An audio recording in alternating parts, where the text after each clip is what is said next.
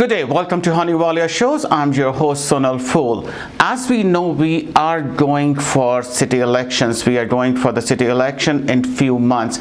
We have 10 mayor candidates who are working or have ambition to change what we are and where we will be and how they will be taking us. On the same note, we have Kim Krushell with us. She is running for a mayoral candidate. We are going to talk to her about the platform, what the issues we are facing, and Kim has a vast experience with the municipal government. She has run her business. She spent nearly 20 years working at the Edmonton City Hall. So now we know, so I will be asking her very specific question related to the City Hall budgeting and the issues we are facing. First as executive assistant to former City Councillor Larry Langley, and then as elected City Councillor herself. She was elected in 2004 first time and served 3 terms on Edmonton City Council. So she has been here for 4 terms now. In 2015, Kim launched her career in a business. So politician, business, and having an economic background will be best choice. And she built 2 successful tech firms also. We are not going to talk about her tech experience or tech firms. We are going to bring her back and we will talk about the cyber safety. But this show is totally dedicated to the issues. She has a wonderful husband. His name is Jay, and son. Welcome, Kim. Thank you. Thank you for having me. Kim, so journey from... Before I ask, I want to see the journey, like how it felt from city councillor, having a tech companies, family, now running for a mayor candidate. How you are juggling everything together? Well, I think that the first thing is I have that tech experience. I mean, I have that City Hall experience because I was an EA for Larry Langley, as you mentioned. Mm-hmm. And then I was a city councillor from 2004 until 2013. Mm-hmm. But in 2013, my in-laws were ill, which I did talk about at the time. And I decided I wanted to leave politics and actually focus on family. Mm-hmm. And so I took the politics and put that aside. So that's one thing off my plate. And then 2013 to 2015, I focused on family, and then we started coming up with the business. So my husband and I actually co-founded our first tech company together, and then in just a year ago we co-founded our second tech company, and it's been an amazing experience. I've learned, just how challenging it is to be in business, but also how rewarding, and the fact that business is the backbone of our economy. And that is a new perspective that I can bring forward today by returning to public service. Thank you, Kim. And Kim, like I'm a safety consultant. We always in a safety, we talk about the behavior safety, balance between a family and business. Yeah. I'm still juggling that, but when you said that you even left the politics to spend time with with family and family members, hats off to you. I really fantastic. I think it's more important in my case, if I have a gravestone in the end, we only have times for so long on this planet. I don't want to leave it as I was a politician. What matters is family. Fantastic. And so that's what mattered to me at the time, and you don't get that time back with your family. No, and you're 100% correct. Like, the time is gone, and what you miss, especially the time spending with the children, is gone. Absolutely. And my son is 21 today, and congratulations. Yeah, it's amazing. And my husband and I, we're both working in business, and so it's an opportunity where I am in a lucky position where I can take a less intensive role in our companies and actually come back into public service. So, Kim, now you have a vast experience with politics, yes, like city politics, and you have run your own business. Mm-hmm. Your business must have seen up and downs due to pandemic too. Absolutely. Now we are coming back post-pandemic, right? So if you are elected as a mayor, what your plans are to support especially small businesses, non-profit organizations, people who have their own, like the musicians, artists, actors, all those sectors who have suffered quite a lot. What's your plan to help them? So if you I mean, we have a website, and we have actually put out more platform than any mayoral candidate right now. And so out of the platform, I talk about a vibrant and connected city. And that is where we're going to be rolling out my downtown plan, but we're also talking about things like innovation and technology and how we can use that to help improve services, but also provide opportunity for jobs and for moving us forward post-pandemic. I talk about economic recovery, but also about growth. So that's the other core platform. And that gets to small businesses. So one of the things we can do specifically is look at our procurement policy at the City of Edmonton and start a point system where we reward, to the extent that we can, contracts where more local subcontractors are being used. That is really critical. We haven't done as good of a job as we could. I know when I was on council, I wanted us to see us do that more. And it really matters, because when you look at big infrastructure projects, the more that we can help our own industries, the more jobs we create locally. So that's one of the things we can do. The other thing is looking out to the future of where are the new jobs going to be. So one of the things I talk about on my platform is bringing all the post-secondary institutions together with industry and the private sector to ensure that we are planning for the jobs of tomorrow. So for example, with my new tech company, I'm in cybersecurity and digital identity. That is a really big issue for business. So I bring that perspective. But there's a whole bunch of other technologies that are in Edmonton that can make such a big difference for services, but also create jobs. So these are the kind of ideas that I bring to the table in terms of helping small business. Certainly, I'm passionate about business. One of the things, though, I've heard specifically from businesses in the East Indian community is the idea that they could use an industrial development where you have industrial bays, where they could do small industry businesses where it's cheaper rent for them.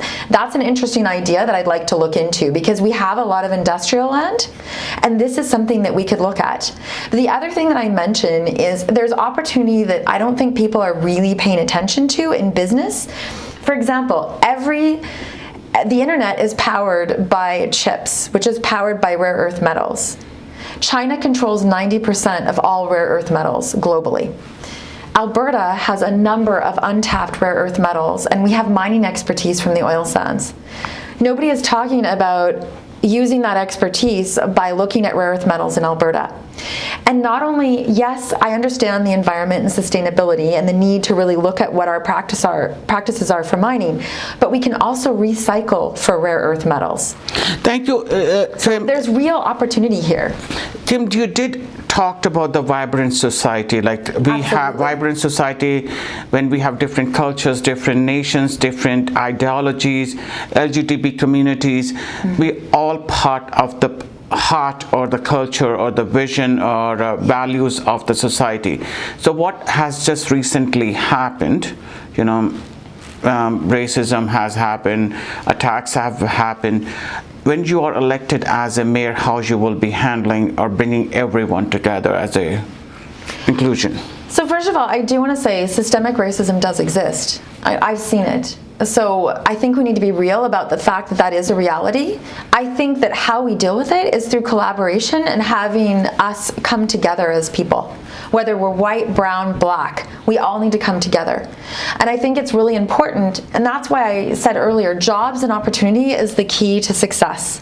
Because if we all have jobs and opportunity, then we can give back and help, for example, our most vulnerable and support those people more effectively. We can have more opportunity for our citizens in our city, and we can keep our young people here in our city instead of having them leave and go elsewhere. So it is important for us, first of all, to build a base. Now, there has been work there. The City of Edmonton has a very robust diversity and inclusion policy. What I've heard is that we need to implement and actually act on it. So that is one thing. Sometimes you don't need to reinvent the wheel. So I think that's one thing that we need to do. If you look at our website, one of the things I talk about is we need more diversity on boards, for example, and networking. Well, to make that happen, we need to mix cultures, but we also need people to step up to sit on boards. The challenge that oftentimes you have at the board level is you need everybody to be on the same playing field in terms of knowing how Robert's rules work. How do you conduct yourself on a board? So one of the things I talk about is the need for, we could partner with the private sector, but a more inexpensive board program for training people so that when they apply to a city board, they have that training certificate and everybody is on the same playing level. No, Kim, I agree. Like Robert laws, when board positions are volunteer. Exactly. But they're also elected. When you become a board member, you're not just a part of the culture or the community, you're part of the whole bigger picture. Absolutely. And it's a legal responsibility. You cannot just say, I don't have any, because you have a legal responsibility also to represent the whole Edmonton, not just one thing. It's also a great opportunity. Boards are a great opportunity for young people. Like one of the things I did when I was on council was created Edmonton's Next Gen. That's good. Which was engaging 18 to 40-year-olds in our city. And, one of the young men that was one of the original, he was 19 when we put him on Edmonton's Next Gen, Justin Yasov, and he talked about how that experience changed his life because it taught him about board governance, even though it was a volunteer board, and it also got him to interact with other cultures. And so he's taken that to the next level in his career. I've had people tell me that you can make such impact that I don't even know about from letting them take over that committee and make even better suggestions and ideas that I didn't have when I first started it. So I think we need that kind of thinking going forward, and that's what gets me excited. It's not about me as mayor, it's about all of us coming together and finding that opportunity. I think the icing on the cake of why me is that I have that innovation experience on top of the political experience. Now I want to mention one quick thing. I've been really disturbed about the fact that in particular in the racist attacks that we're seeing, that women are being attacked. This pandemic has affected women financially more than any other group. And I think that's something we should be talking about. And women in financial empowerment is really important to me. When I came off City Council, I worked with Bev Esslinger and we actually created Women in Money, which is training women on managing finances and financial empowerment. Now, when the pandemic hit, it was really hard for us to continue, but we are going to be bringing that back and really working hard to help educate women on financial empowerment. We say every successful man has a female behind. That's right. And I don't, I echo what you're saying. I don't think so. I have been where I am if my wife and the daughter was not supporting. Now we talk about the Gondola, the business opportunity, attracting the different ventures or business opportunity. Gondola has been very much in discussion, right? Yeah. It's going to create opportunities, it's going to create technology, it's going to provide subcontract management, it's job opportunities, maintenance, all different areas. But the discussion was also what happened if they leave us in middle. Yeah. What's your thoughts are on it? Well, I know on the agenda, I'm going to be meeting with the folks who are behind the Gondola. I have talked to some of the councillors about why they were in support of it and what their thoughts are. And the answer was, it's a private sector approach. Those that voted in favor wanted to see more information and see, as we go down the road, what the opportunity is.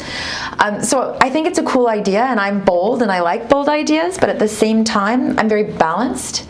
So my questions would be, if it's private sector, that's great, but do they have a bond, for example, so that if, the gondola is spanning our River Valley system and they were to go under, and that can happen at times, what are the ramifications of that for our taxpayers in our city? So I'm not against the idea, but I want to understand more about it. Thank you. You're watching Honey Walia Show, and we have Kim Krushell with us. She is a city candidate for the city mayor, and she has worked as a city councillor. She has a successful business. She's a female. It's mother, wife, business owner, all different aspects. She has a vast experience. So Kim, my next question is about the new bylaws about the speed limits. Yes. And personally, I think it's creating a lot of confusion, because then you have 50 zone, 30 zone, 60 zone, 70 zone, and it was mentioned where the sign is not posted. So as per my information, whatever the last sign was, You basically follow till the new sign comes in. So is a lack of communication, teaching, or what's going to happen? What your thoughts are on it? Well, I used to be involved in the traffic safety when I was on city council, which obviously was a while ago. So I've been out for 8 years. But when I was on there, we started the actual traffic review of looking at our speed limits. And interestingly enough, back then, a 40K across the city, 40 kilometers did not make sense. In fact, the evidence was not there. So one question I have is, I don't know what's changed in the 8 years I've been away, but I have a lot of questions about the 40 kilometer speed limit throughout the city, because the province of Alberta, as you probably know, theirs is 50K. So if you don't see a posted sign, it's 50 kilometers. That makes sense to me. It actually costs us a lot of money to have to sign as a city for the 40 kilometers. And the concern I have is that when we did the research, we found that a 40 kilometer works in a neighborhood that's a grid neighborhood, such as Woodcroft in the north part of Edmonton, but it didn't work so well in an area like Twin Brooks, where you have big, huge, wide roads. These people are going to speed anyway.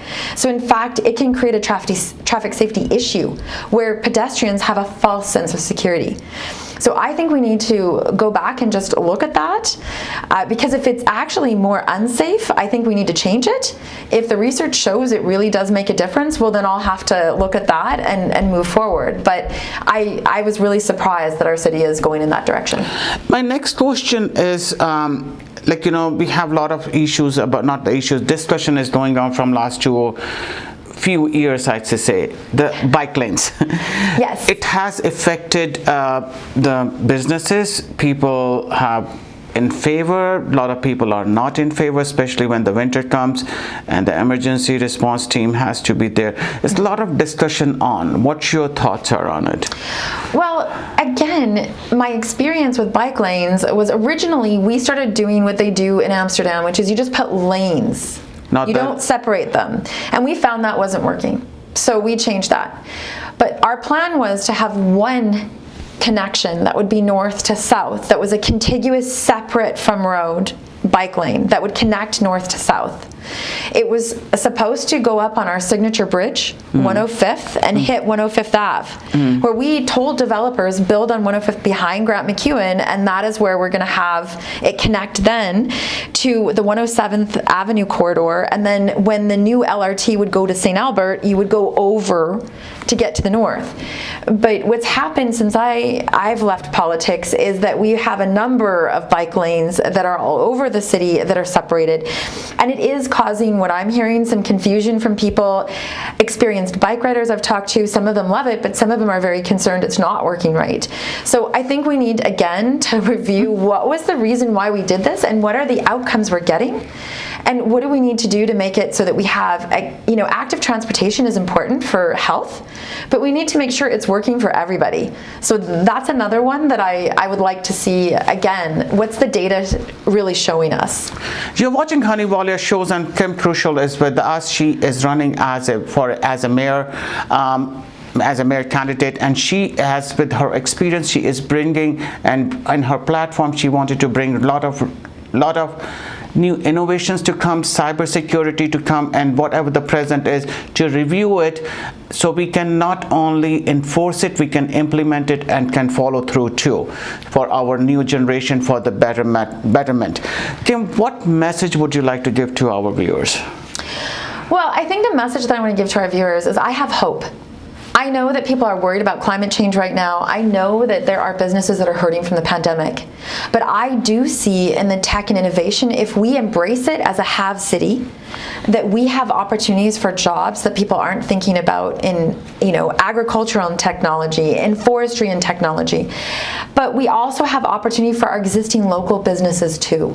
And I feel that I am the right mayor at the right time to get out there and help get us those jobs and opportunity by being a leader in innovation and technology, but also by making sure that we are focused on the core services, that we're cutting the grass, that we're removing the snow, and having a customer service focus at the City of Edmonton.